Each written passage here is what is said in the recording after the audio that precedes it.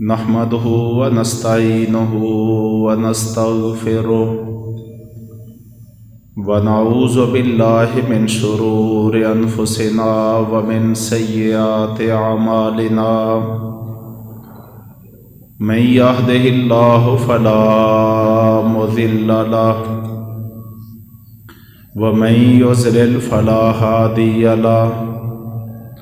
أشهد أن لا إله إلا الله وحده لا شريك له وأشهد أن محمدا عبده ورسوله يا أيها الذين آمنوا اتقوا الله حق تقاته ولا تموتن إلا وأنتم مسلمون يا أيها الناس اتقوا ربكم الذي خلقكم من نفس واحدة وخلق منها زوجها وبث منهما رجالا كثيرا ونساء واتقوا الله الذي تساءلون به والأرحام إن الله كان عليكم رقيبا يا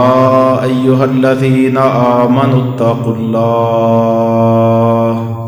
وقولوا قولا سديدا يصلح لكم أعمالكم ويغفر لكم ذنوبكم ومن يطع الله ورسوله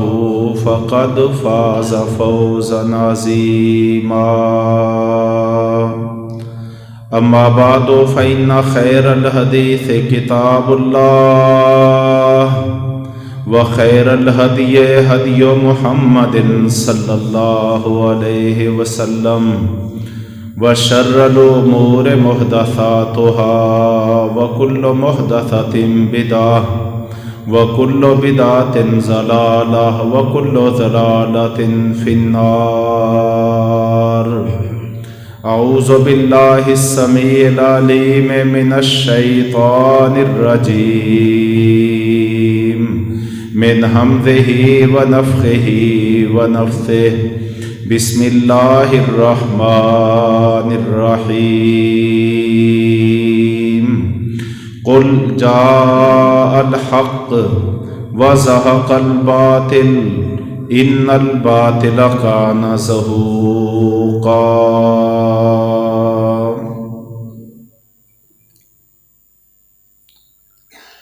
محترم بھائیو،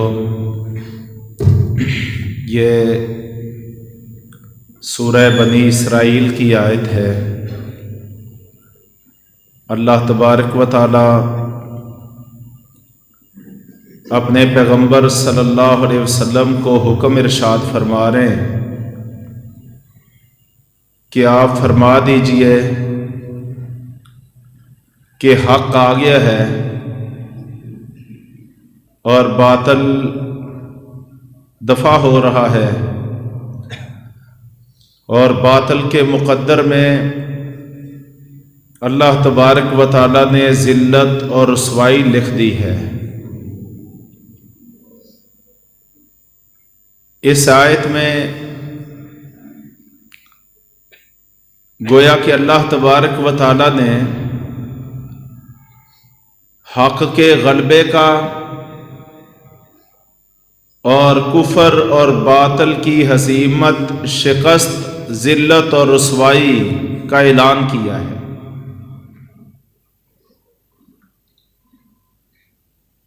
حق کی فطرت میں اللہ رب العزت نے ہر قسم کے زمان اور ہر قسم کے مکان میں، ہر قسم کے دور اور ہر قسم کے حالات میں رب تعالیٰ نے حق کی فطرت میں غلبہ لکھا ہے۔ مسلمانوں کے مغلوب ہونے سے حق نہیں مغلوب ہوتا، حق غالب ہی رہتا ہے۔ ہاں اگر مسلمان دنیا میں اسلام کی بنیاد پر غالب ہوں تو حق کے فریرے اور زیادہ لہرانا شروع ہو جاتے ہیں. لیکن اگر کسی وجہ سے مسلمان کمزور ہو جائیں، اپنی بدعمالیوں کی وجہ سے شکست خوردہ ہو جائے، کفر ان پہ غالب آ جائے، تو کفر ہمیشہ مسلمانوں پر غالب آتا ہے، اسلام پہ کبھی کفر غالب نہیں آتا. اور اس کی ایک تازہ ترین مثال 4-5 دن پہلے آپ لوگوں نے ہندوستان کے کرناٹک صوبہ میں دیکھی ہے کہ جب سینکڑوں ہندو بلوائی ایک اسلام کی بیٹی کو خوفزدہ اور اس کی ہراس کا بندوبست کر رہے تھے، اس کو دہشت زدہ کر رہے تھے، اور وہ ہماری بہادر بہن اسلام کی وہ بیٹی سینکڑوں کے مقابلے میں جب کوئی فرد بشر، عزیز رشتہ دار، بھائی باپ، کوئی اس کی مدد پر نہیں تھا، تو اس کا بیان ہے کہ سینکڑوں کے مقابلے میں پھر میں نے اللہ اکبر کے نعرے لگانا شروع کر دیے، اپنے رب کو مدد کے لیے پکارا، اور جے شری رام کے نعرے لگانے والوں کو بتایا کہ تمہارا عقیدہ غلط ہے، تمہارا عقیدہ باطل ہے، تمہارے نعرے کفر کے ہیں، تم بتوں کے پجاری ہو، اور میرا ایمان اس کائنات کی سب سے بڑی اور طاقتور ذات پر ہے. تو سینکڑوں کے مقابلے میں ایک عورت ذات، غالباً 11ویں کلاس کی طالبہ، تنہا اللہ اکبر اللہ اکبر کے نعرے اس آن اور شان سے لگا رہی تھی کہ ساتھیوں، صرف ہندوستان کی دھرتی نہیں لرز رہی تھی، ساری دنیا کے مشرق و مغرب میں کفر کے ایوانوں میں لرزے طاری ہو رہے تھے. کفر کپ کپا رہا تھا، ان پہ ایک رعب اور ہیبت تھی. اور پھر چشم فلک نے دیکھا ہے کہ جس کی حفاظت اللہ رب العزت کرے، کوئی اس کا کچھ نہیں بگاڑ سکتا. جامع ترمذی میں نبی کریم صلی اللہ علیہ وسلم نے سیدنا عبداللہ بن عباس رضی اللہ عنہ کو یہی تعلیم دی تھی کہ عبداللہ بن عباس اس بات کا یقین اپنے اندر پیدا کر لے کہ اگر کل کائنات تجھے نقصان پہنچانے پہ اکٹھی ہو جائے، تجھے نہیں نقصان پہنچا سکتی مگر اتنا ہی جتنا رب تعالیٰ نے تیرے مقدر میں لکھا ہو. اور اگر پوری کائنات جمع ہو جائے، تجھے فائدہ دینا چاہے، نہیں فائدہ دے سکتی مگر اتنا ہی جتنا اللہ نے تیرے مقدر میں لکھا ہے. واللہ نبی کریم صلی اللہ علیہ وسلم کی اس تعلیم کا اظہار ساری دنیا نے اس گزشتہ جاری ہفتے میں میڈیا کی آنکھ سے، اپنی آنکھوں سے دیکھ لیا ہے کہ رب پر توکل کا کیا نتیجہ ہوتا ہے. کوئی اگر مشکل میں، تنہائی میں اپنے رب پر اعتماد کرے، اس پہ بھروسہ کرے، اور مشکل میں اس کے آواز کو اور نعرے کو بلند کرے، رب تعالیٰ کو مدد کے لیے پکارے، تو اللہ تبارک و تعالیٰ کیسے اپنے بندے کی مدد بھی کرتا ہے اور سینکڑوں ہزاروں کے مقابلے میں اس کو سرخرو اور کامیاب بھی کرتا ہے۔ اس ہماری بہن نے تو ہمارے سامنے اسلام کی عظمت رفتہ پر مشتمل تاریخ کو دہرا دیا ہے۔ وہ صحابیات کا دور، وہ خیر القرون کا دور کہ جب اللہ کے رسول کی صحابیات اس انداز میں کفر کے مقابلے میں ڈٹ جایا کرتی تھی، آج اس بہن نے صدیوں پرانی اسلام کی عظمت رفتہ پہ مشتمل تاریخ کو ہمارے سامنے زندہ و جاوید پیش کر دیا ہے۔ واللہ جی چاہتا ہے کہ اس بہن کی عظمت کو سلام پیش کریں۔ اس کا حق بنتا ہے کہ ساری امت اس کی عظمت کو سلام پیش کرے۔ اللہ اکبر کے نعرے تو ہر گلی کوچے میں بلند ہوتے ہیں، اللہ اکبر کی اذانیں تو ہر مسجد کے سپیکروں سے بلند ہوتی ہیں، لیکن ساتھیوں وہ ایمان والا اللہ اکبر، وہ توکل والا اللہ اکبر، وہ بھروسے والا اللہ اکبر، وہ جاہو جلال والا اللہ اکبر جو ایک عورت کی زبان سے نکلا ہے، آپ دیکھ لیجئے کہ اس کی تاثیر کہاں کہاں تک پہنچ گئی ہے۔ اسی لیے تو اقبال نے کہا تھا، گو الفاظ و معانی میں نہیں ہے تفاوت، لیکن ملا کی اذاں اور ہے، مجاہد کی اذاں اور۔ الفاظ تو ایک ہی ہے جیسے ہے، ہم بھی سپیکروں میں،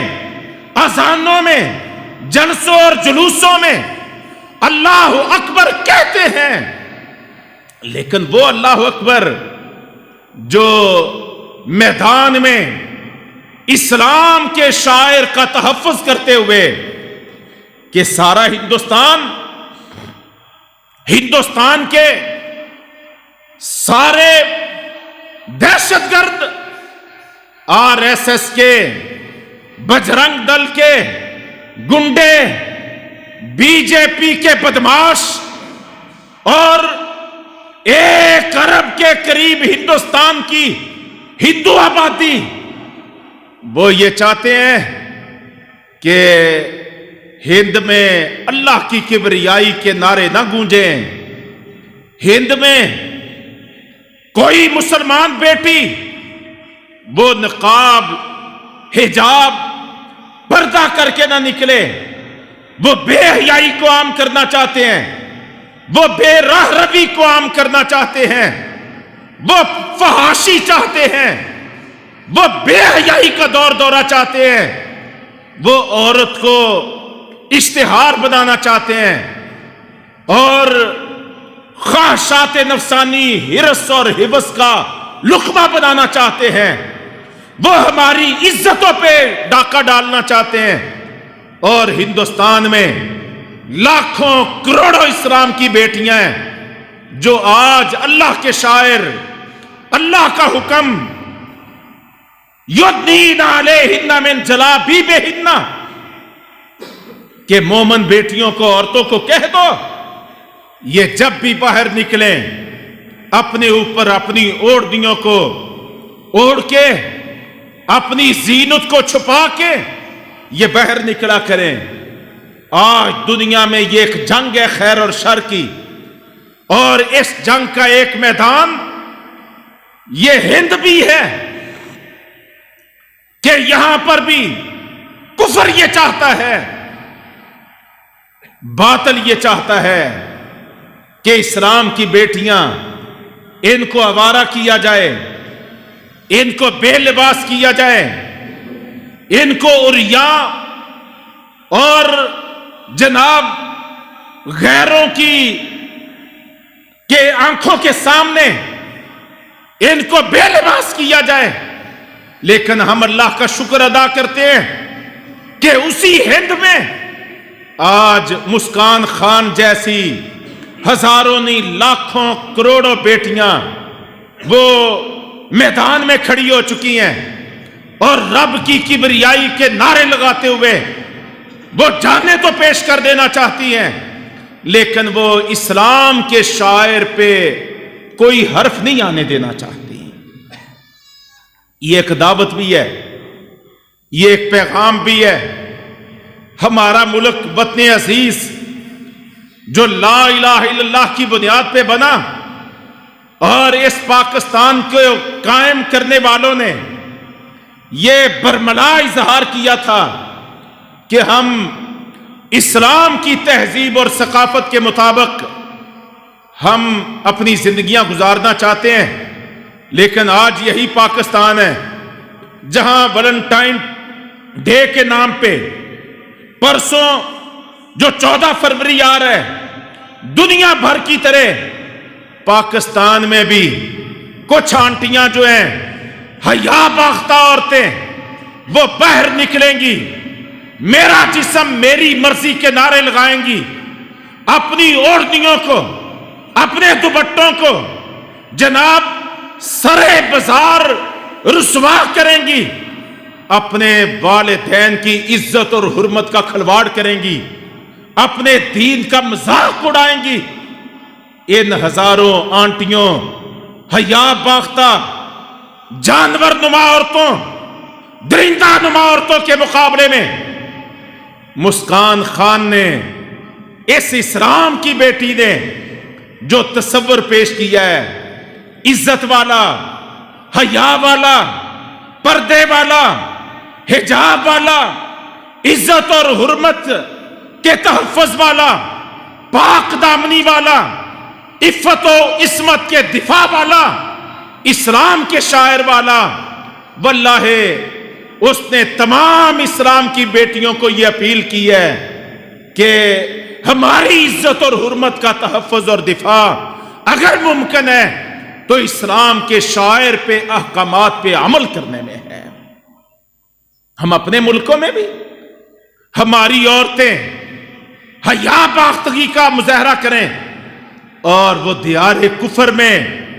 کفر کے ریلوں اور جتھوں کے مقابلے میں وہ اللہ اکبر کے نعرے لگاتے ہوئے وہ جناب یہ کردار پیش کریں، یہ عمل پیش کریں، یہ دعوت پیش کریں اور یہ نمونہ پیش کریں، تو یہ ایک عظیم عمل ہے، اور اس کو جتنا بھی اپریشیٹ کیا جائے یہ کم ہے۔ بہت بڑی دعوت ہے، بہت بڑی جرأت ہے، بہت بڑی بہادری کا ثبوت ہے۔ جیسے میں عرض کر رہا تھا کہ اس بیٹی نے، بہن نے تو صحابیات کے دور کو دوبارہ زندہ و تابندہ کر دیا ہے،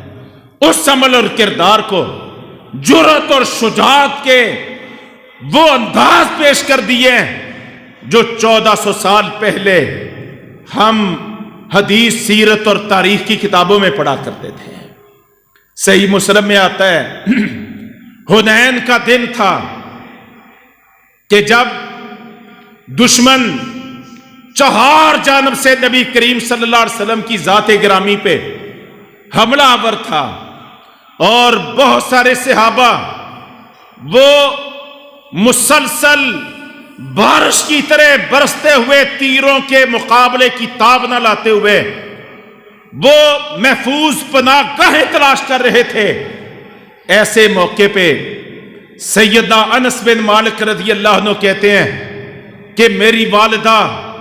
ام سلیم جرأت اور بہادری کی عظیم مثال بنے ہوئے تھی، اور 10,000 حوازن کے مشرکوں کے مقابلے میں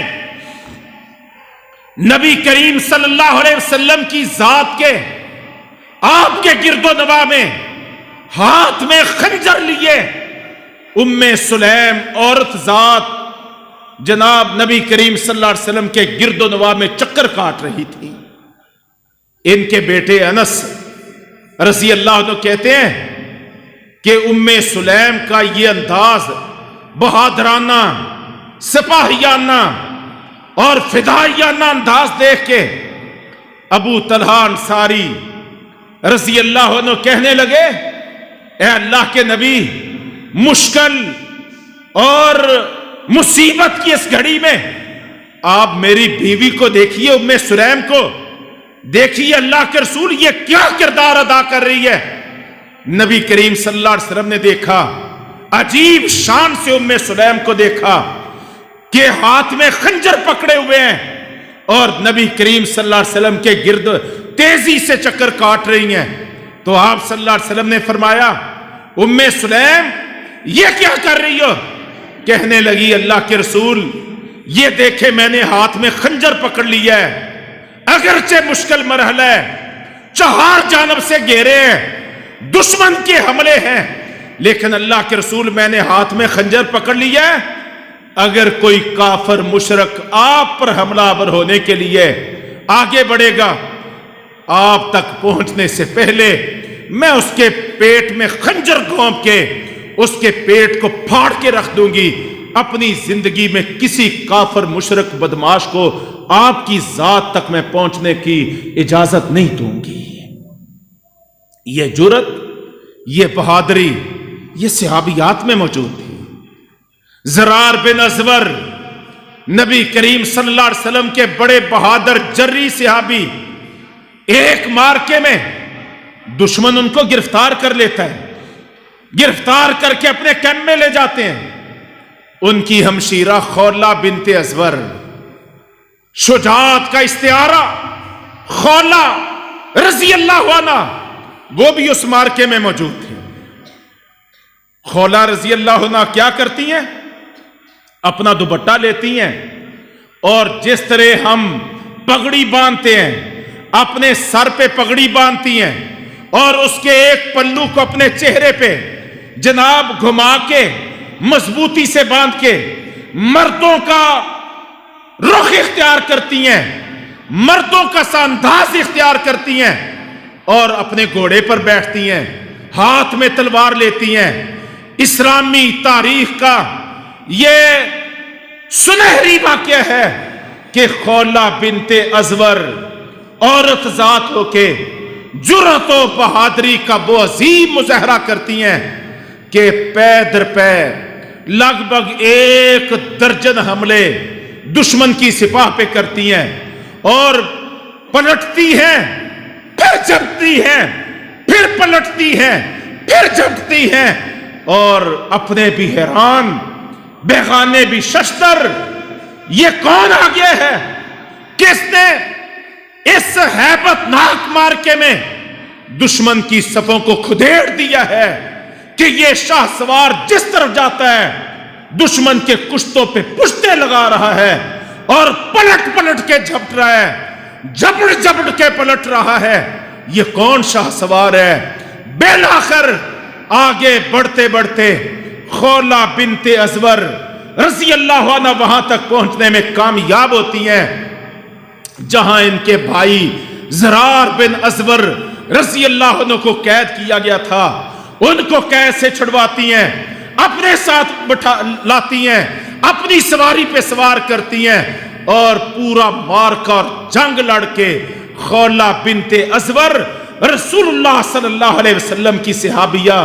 یہ اپنے قیدی اسیر بھائی کو رہا کروانے میں، آزاد کروانے میں کامیاب ہو جاتی ہیں، اور جب اس معاملے میں کامیاب ہوتی ہیں پھر اپنا نقاب اتارتی ہیں، اپنے بھی دیکھتے ہیں، بیگانے بھی سمجھتے ہیں یہ کوئی جن نہیں تھا، یہ کوئی فرشتہ نہیں تھا، یہ کوئی اور کوئی مخلوق نہیں تھی، یہ تو ایک عورت ذات تھی جس نے آج کے اس عظیم مارکے میں بہادری،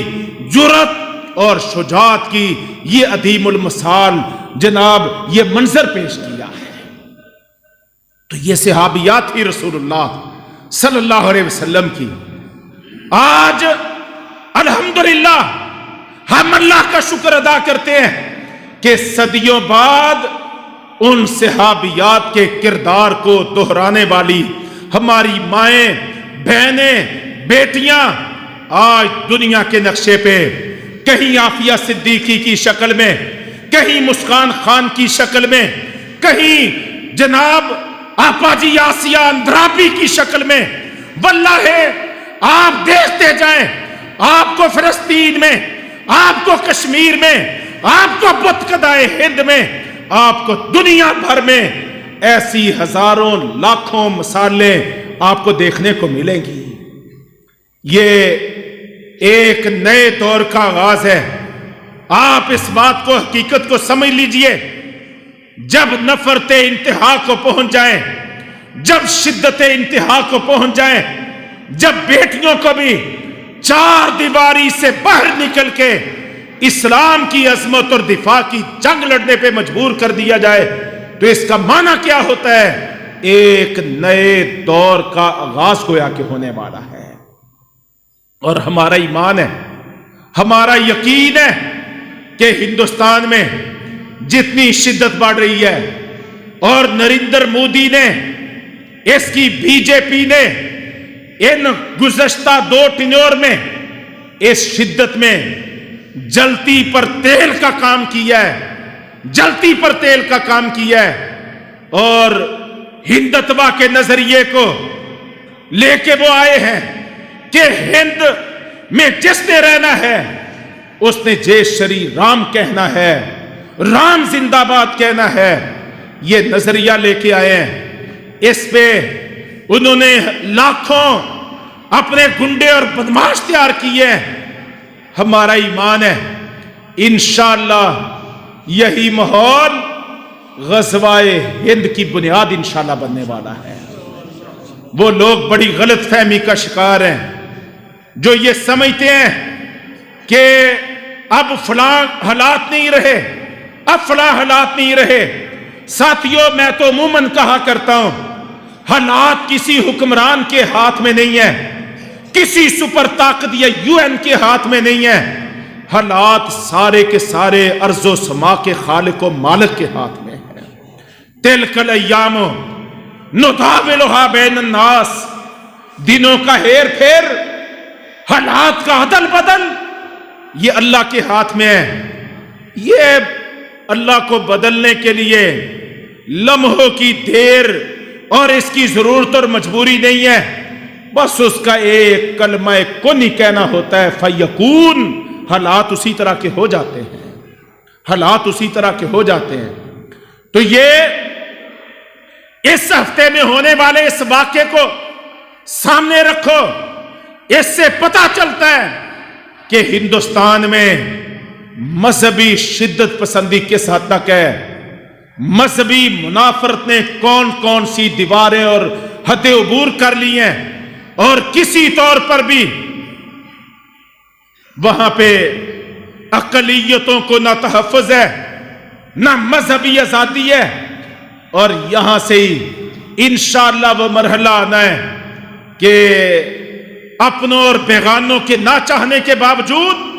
غزوہ ہند ہونا ہے، غزوہ ہند ہونا ہے. یہ ہمارے نبی کریم صلی اللہ علیہ وسلم کی پیش گوئی اور بشارت بھی ہے، اور یہ ہمارا ایمان اور یقین بھی ہے. اور حالات بھی اس کی گواہی دے رہے ہیں، حالات اس کی گواہی دے رہے ہیں. اور اس واقعے نے ہماری آنکھوں کو کھول دیا ہے. تو اس لیے بھائیوں، دعائیں کرنے کی بھی ضرورت ہے. اللہ ہمارے ہندوستان میں کمزور مظلوم بھائیوں کو، مسلمانوں کو، ساری اقلیتوں کو اللہ تبارک تعالیٰ ان کی مدد فرمائے. اور ہم اللہ رب العزت سے یہ دعا بھی کرتے ہیں کہ رب کریم ہمیں ان کی مدد کرنے کی توفیق بھی عطا فرمائے. یہ جو اللہ نے پاکستان دیا ہے، کبھی کبھی تو میں یہ سوچتا ہوں کہ اس پاکستان کا آخر مطلب کیا ہے؟ مسجدیں تو ادھر بھی ہیں ادھر بھی ہے، مدرسے ادھر بھی ہے ادھر بھی ہے، بہت سارے کام مشترکہ ہیں. آخر اس کا مقصد، بہت بڑا مقصد کیا ہو سکتا ہے؟ اللہ نے یہ پاکستان دیا، ایک نظریے کی بنیاد پر دیا. پھر اللہ رب العزت نے اس پاکستان کو پہلی ایٹمی جوہری طاقت کا اعزاز عطا فرمایا. پھر رب تعالیٰ نے اس کو بے بہا نعمتوں سے نوازا. آخر اس کا مقصد کیا ہے؟ تو مجھے تو سب سے بڑا مقصد ایک نظر آتا ہے، اتنی بڑی فوج کا مقصد اور پاک فوج کی بے مثال مہارتوں کا مقصد، اس فاتح عالم دفاعی قوت کا مقصد، غوری غزنوی شہید میزائلوں کا مقصد اور بہترین ایٹمی جوہری ٹیکنالوجی کا مقصد، اور یہ لا الہ الا اللہ کا پاکستان اور یہ بے مثال اس کا جغرافیہ، یہ ایک سب سے بڑا مقصد مجھے نظر آتا ہے۔ گویا کہ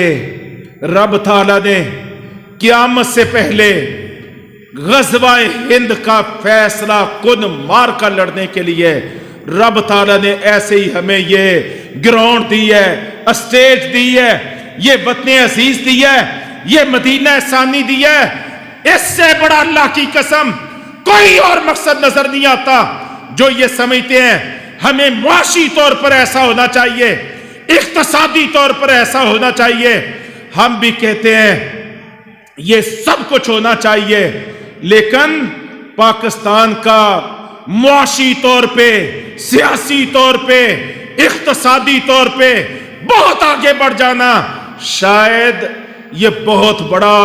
رب تعالیٰ کا مقصد ہمیں نظر نہیں آتا۔ اس کا سب سے بڑی منشا اور مقصد یہ نظر آتا ہے کہ یہ پاکستان اپنا مومنانہ کردار ادا کرتے ہوئے، ریاست مدینہ والا کردار ادا کرتے ہوئے، جس طرح مدینہ منورہ نے سارے عرب سے اور سارے عالم سے بت پرستی کا خاتمہ کر کے اللہ پرستی کو رواج دیا تھا، یہ پاکستان کی بنیاد ہے۔ اور پاکستان میں کے قیام میں اللہ کی منشا یہ نظر آتی ہے کہ رب تعالیٰ چاہتا ہے وہ وقت آئے کہ سارے بت قدہ ہند سے بت پرستی کا خاتمہ کر کے اللہ پرستی کو قائم کرنے والا یہ پاکستان بن جائے۔ ہمیں تو یہ نظر آتا ہے۔ اور ایک پاکستان، ایک ہندوستان نہیں، بت قدہ ہند نہیں، میں نے آپ کے سامنے کئی مرتبہ احادیث رسول کی روشنی میں یہ بات رکھی ہے کہ یہ پاکستان صرف بت قدہ ہند پہ لا الہ الا اللہ کا پرچم لہرانے والا نہیں، ہمیں تو یہ نظر آتا ہے رب تعالیٰ نے یہ ساری نعمتیں جو ہمیں عطا فرمائی ہیں اور ہزاروں کلومیٹر دور مار کرنے والے جو اللہ تبارک تعالیٰ نے میزائلوں کی قوت ہمیں عطا فرمائی ہے، مجھے تو یہ نظر آتا ہے انشاءاللہ وہ وقت آنے والا ہے جب اس پاکستان نے ہند کے مورچے کو بھی فتح کرنا ہے، اور انشاءاللہ قبلہ اول کی آزادی کا بھی اسی پاکستان نے بندوبست کرنا ہے۔ اس کی یہ شروعات ہیں، معاملہ اس کی طرف بڑھ رہا ہے، اور اس کے لیے ہمیں اپنی سوچوں کے زاویے مستحکم کرنے چاہیے، کسی بھی کمزوری کا شکار نہیں ہونا چاہیے۔ سب سے بڑی آج ضرورت ہے ایمان کو مضبوط کرنے کی۔ جب اللہ پر ایمان ہو، اللہ پر یقین ہو، اللہ پر توکل اور اعتماد ہو، تو بھائی جان کفر کی کوئی سرگرمی اور ان کی کوئی جارحیت مومن کا کچھ نہیں بگاڑ سکتی ہے۔ یہی آج کے خطبہ جمعہ کا خلاصہ ہے، یہی ہمارے پیارے پیغمبر صلی اللہ علیہ وسلم کی ساری زندگی کا خلاصہ ہے۔ احد والے دن 3000 کی تعداد میں مشرکین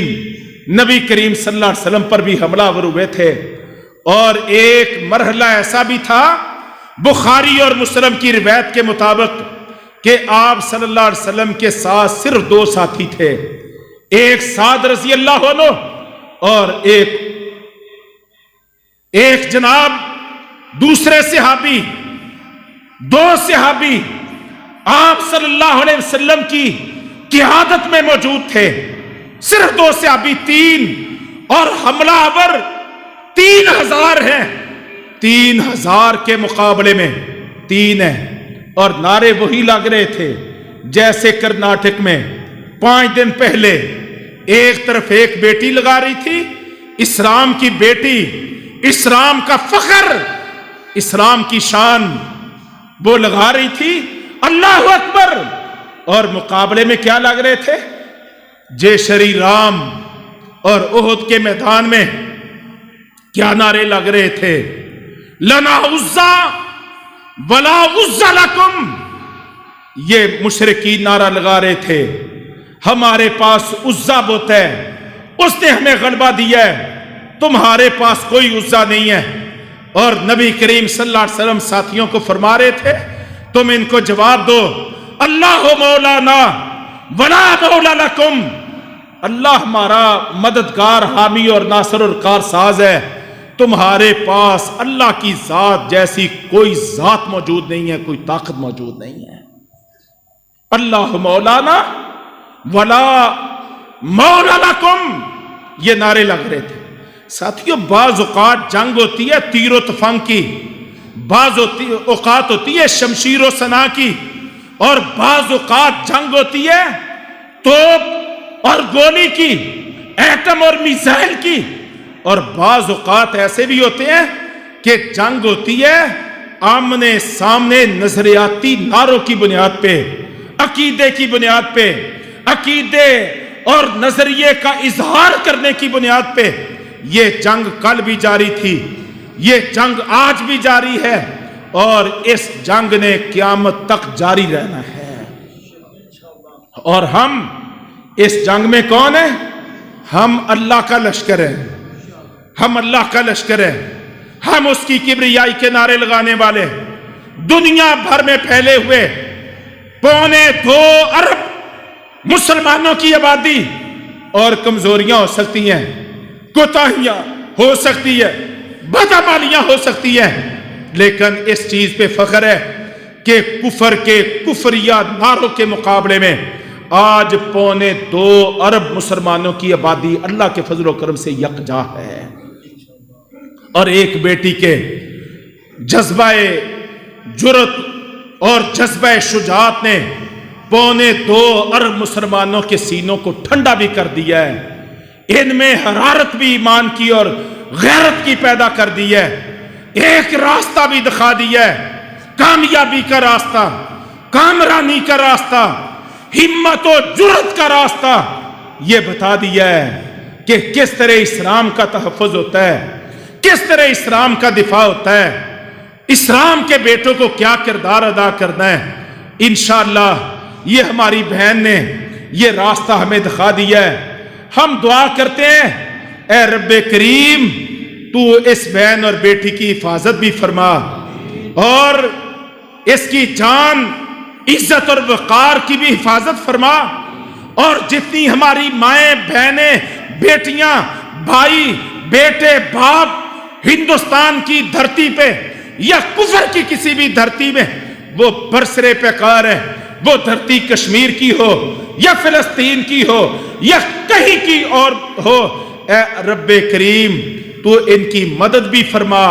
ان کی حفاظت بھی فرما، اور ہمیں ان سب کا پشتی بان بننے کی توفیق عطا فرما. آج بھائیوں عزم کا مرحلہ ہے اور اس روایت کو آگے بڑھانے کا مرحلہ ہے. یہ پردہ کوئی ایک رسم نہیں ہے کہ پاکستانی کرتے ہیں اور سعودی کرتے ہیں، مصری کرتے ہیں. یہ کوئی رسم نہیں ہے، یہ اللہ رب العزت کا باقاعدہ حکم ہے، یہ رب کا حکم ہے. پردہ اسلام کی تمام بیٹیوں پہ فرض قرار دیا گیا ہے کہ جب بھی وہ نکلیں با پردہ ہو کے نکلیں. وَقَرْنَ فِي بُيُوتِكُنَّ وَلَا تَبَرَّجْنَ تَبَرُّجَ الْجَاهِلِيَّةِ الْأُولَىٰ. اے مومن عورتوں، تمہاری اصل قرار کی جگہ، ٹھہرنے کی جگہ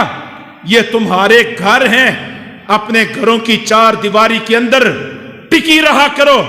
ٹھہری رہا کرو. وَلَا تَبَرَّجْنَ تَبَرُّجَ الْجَاهِلِيَّةِ الْأُولَىٰ. اور پہلے جاہلیت کے عورتوں کے بناؤ سنگار کر کے تم لوگوں کو دکھانے کے لیے، غیر محرموں کے سامنے نمائش بننے کے لیے، اپنے وجود اور زینت کو تماشا بنانے کے لیے، اور گدھوں کو، بھیڑیوں کو اپنا شکار کروانے کے لیے تم جاہلیت کے دور کی عورتوں کی طرح بن سنور کے باہر نہ نکلا کرو. اور اگر نکلنا ضروری ہو اپنی اوڑھنیوں کو اوڑھ کے نکلا کرو. یہ اللہ کا حکم ہے. اس حکم کو آج امریکہ بھی چیلنج کرتا ہے, فرانس بھی چیلنج کرتا ہے, سارا مغرب بھی چیلنج کرتا ہے, ہندوستان بھی چیلنج کرتا ہے. لیکن الحمدللہ دنیا بھر میں جنہوں نے پردے کی عظمت کو سمجھ لیا ہے, آج وہ تمام اسلام کی بیٹیاں وہ اپنا سب کچھ قربان کرنے کے لیے تو تیار ہیں, لیکن اپنی عزت اور حرمت کا شکار کروانے کے لیے ہرگز تیار نہیں ہیں. یہ ہماری عورتوں کے لیے بھی بہت بڑا سبق ہے. ہمیں بھی اپنے گھروں میں اسلام کے ان شعائر کو باقاعدہ طور پہ قائم کرنا ہے. اور یہ فضولیات, فضول رسمیں, یہ ویلنٹائن ڈے ہے, یہ میراتھن کی ریس ہے, یہ فلاں شو ہے اور یہ فلاں میچ ہے, ان کی بنیاد پہ اپنی عورتوں کو کی نمائش کروانا, ان کے حسن اور زینت کی نمائش کروانا, واللہ یہ بہت بڑا جرم ہے, یہ بہت بڑی بے غیرتی ہے, اور یہ بہت بڑا اللہ کے غضب کو دعوت دینا ہے. ہمیں اپنے معاشروں کی اصلاح کرنی ہے. آج بت قدائے ہند سے ایک بہن نے یہ نمونہ پیش کیا ہے. واللہ اگر ہمارے گھروں میں یہ حجاب, یہ پردہ شریعت کے عین مطابق اس ادا کو اپنا لیا جائے تو ہماری نسلیں سنور سکتی ہیں. کفر جو آج سوشل میڈیا کی شکل میں اور الیکٹرانک میڈیا کی شکل میں ہمارے گھروں پہ, ہمارے خاندانی سسٹم پہ جس نے حملہ کر رکھا ہے, اس کا سب سے بدترین خودکش حملہ ہماری بیٹیوں پہ ہے. ہماری بیٹیوں کو بے لباس کرنا, ان کو حیا سے, شرم سے بیگانہ کرنا, بے پردہ کرنا, گھروں کی دیواروں کو گرا دینا اور ان کو گھروں سے نکال کے بازاروں میں لانا اور ان کو ہوس اور لالچ کا شکار بنانا, یہ کفر کی بہت بڑی سازش ہے. اربوں خربوں ڈالر وہ اس تخریب کاری پہ خرچ کر رہا ہے کہ اسلام کی بیٹیوں کو پردے سے, لباس سے بیگانہ کیا جائے. اور نبی کریم صلی اللہ علیہ وسلم نے فرمایا تھا کہ قیامت سے پہلے میری امت کی عورتیں وہ بے لباس ہو جائیں گی, لباس پہننے کے باوجود بھی برہنہ ہو جائیں گی. آپ صلی اللہ علیہ وسلم نے فرمایا کہ جنت کی خوشبو, جنت میں داخل ہونا تو درکنار, اللہ تبارک تعالیٰ ان کو جنت کی خوشبو بھی نہیں عطا فرمائے گا. حالانکہ جنت کی مہک تو جنت سے اتنے فاصلے پر آتی ہے, لیکن اپنے آپ کو بے لباس کرنے والی, بے پردہ کرنے والی, حیا پاختگی کو رواج دینے والی, تنگ لباس پہننے والی عورتوں کو رب تعالیٰ جنت کی مہک اور خوشبو سے بھی محروم کر دے گا. ہمیں ان تعلیمات کو عام کرنا ہے, اپنے گھروں میں,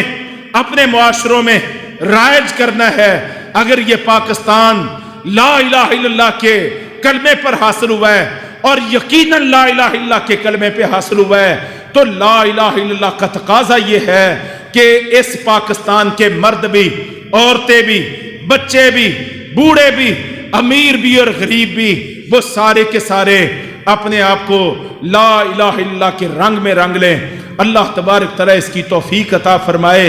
اور کوششوں محنتوں کو قبول فرمائے, اور رب تعالیٰ امت مسلمہ کو اتحاد کی نعمت بھی عطا فرمائے, جرأت اور بہادری بھی عطا فرمائے, اور باطل کے مقابلے میں کھڑے ہونے کی بھی توفیق عطا فرمائے. اور رب تعالیٰ وہ ہمیں دن دکھائے جب